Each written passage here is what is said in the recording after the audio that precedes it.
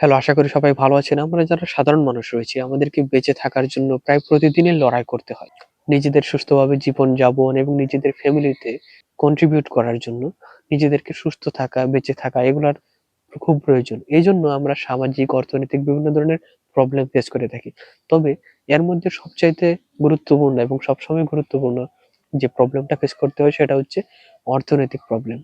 আমরা যদি অর্থনৈতিকভাবে দুর্বল থাকি বা যারা আমরা সাধারণ মানুষ রয়েছি অর্থনৈতিক কারণে সাধারণ মানুষ যাদের সবসময় পেটের চিন্তা করতে হয় অথবা কোনো রকমে জীবন যাপন করতে হয়, আমাদেরকে এই প্রবলেমটা সবসময় তাড়িয়ে বেড়ায় যে আমাদেরকে অর্থনৈতিকভাবে আরেকটু ভালো হতে হবে, আরেকটু বেটার পজিশনে যেতে হবে। আর যারা সাধারণের চাইতে আরো পুরনো অবস্থানে রয়েছে তাদেরকে আরো বেশি স্ট্রাগল করতে হয়, বেঁচে থাকার জন্য আরো বেশি লড়াই করতে হয়।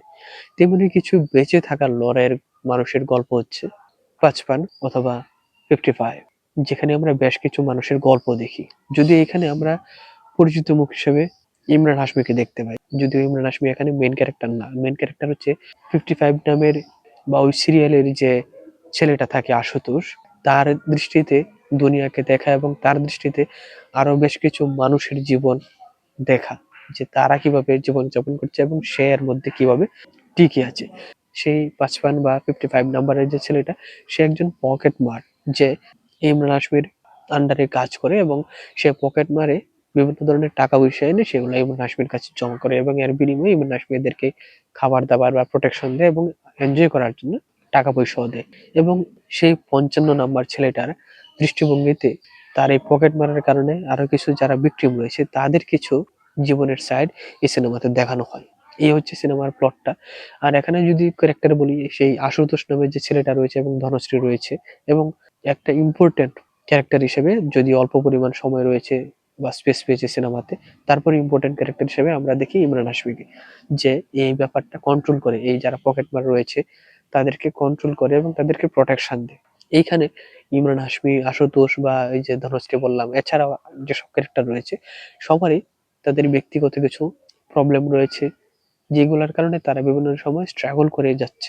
এবং সেই আশুতোষ নামের যে ৫৫ নাম্বার পকেটমার, সে দেখছে যে পকেট মারার কারণে কত মানুষ কতভাবে ভিকটিম হচ্ছে। কেউ হয়তোবা তার মেয়ের বিয়ের জন্য টাকা নিয়েছে, সেই টাকাটা সে মেরে দিল, অথবা বাসের ট্রেনের টিকিটের ভাড়া ওইগুলো সে পকেট মেরে মেরে দিল। এরকম সবারই এসব পকেট মারার কারণে কিছু না কিছু ঝামেলা হয়, তাদের বিভিন্ন ধরনের ভিকটিম হতে হয়। অথবা এই যে ইমরান হাশমিকে আমরা দেখছি যে এরকম পকেটমারদেরকে শেল্টার দেয়, তাদেরকে প্রোটেকশন দেয় এবং সেগুলাকে কন্ট্রোল করে। সেই ইমরান হাশিমেরও নিজস্ব একটা গল্প রয়েছে, সে কি জন্য এই পথে এসেছে। এরকম ক্যারেক্টার রয়েছে। এবং এই সিনেমাতে যারা ডায়লগ দিয়েছে, ডায়লগ ডেলিভারি সব বাস্তব অভিজ্ঞতা সম্পন্ন এবং ভিজুয়াল যেগুলো রয়েছে সেগুলো প্লেস অনুযায়ী ভালো, এবং সিনেমার মধ্যে একটা মেসেজ দিতে চেয়েছেন যে আমাদের যারা সাধারণ মানুষ রয়েছে, যাদেরকে বেঁচে থাকার জন্য প্রায় দিনই লড়াই করতে হয়, তাদের সবারই জীবনে কিছু না কিছু গল্প রয়েছে। সেই গল্পগুলা বিভিন্ন কারণে ব্যাঘাত ঘটে। এর মধ্যে যারা অন্যায়ভাবে অর্থ উপার্জন করে তাদের কারণে হয়।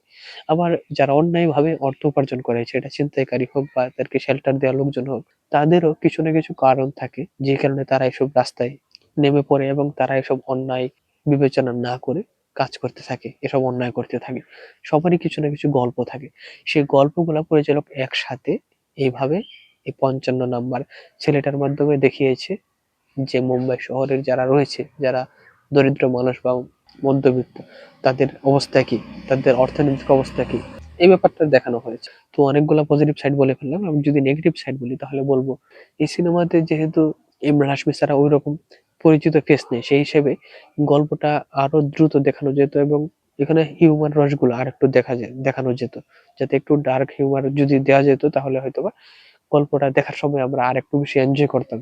যেহেতু আমরা এদের কাউকে চিনি না এবং এগুলাতে হিউমার রস তেমন নাই, সেই কারণে আমরা দেখার সময় গল্পটাকে মোটামুটি একটা স্লো গল্প মনে হয়েছে। আর এটাতে যেহেতু এন্টারটেইনমেন্ট মাসালা নাই, সেই হিসেবে কি গল্পটা ডিসেন্ট মনে হয়েছে। তবে ইমরান হাশমি যে তার যে জনরার সিনেমা তৈরি করে সে বা অভিনয় করে, সেই জনরা থেকে বেরিয়ে একটা ডিফারেন্ট টাইপের ক্যারেক্টার সে এখানে প্লে করেছে এবং সে খুব নরমাল ভাবে চলাফেরা করে একজন লোক, কিন্তু তার ব্যাপক পাওয়ার রয়েছে এবং তার কথাবার্তার মধ্যে একটা ওজন রয়েছে। তার কথাতে বোঝা যায় যে সে একটা কি উঁচু মাপের পাওয়ারফুল লোক, যে কারণে তাকে একটা ডিফারেন্ট ক্যারেক্টারে আমরা পাই। তবে সেই হিসাবে তাকে আর একটু বেশি স্পেস দিলে হয়তোবা আরো ভালো হতো। এসব মনে হলো সিনেমা দেখে। তো সব মিলিয়ে বলা যায় যে একবার দেখার মতন একটা সিনেমা। তো আপনারা যারা এই সিনেমা ইতিমধ্যে দেখে ফেলেছেন, তারা আমার সাথে এগ্রি করেন কিনা, আর যারা দেখেন নাই তারা আমার সাথে তারা সিনেমাটা দেখে ফেলেন। দেখে আমার সাথে এগ্রি বা ডিসএগ্রি করলে যেকোনোটাই কমেন্টে জানাতে পারেন, এবং সিনেমা নিয়ে নতুন নতুন তথ্য পেতে, আপডেট পেতে এবং রিভিউ পেতে আমাদের সাথে থাকুন। আজকে তাহলে এ পর্যন্তই। সবাইকে ধন্যবাদ।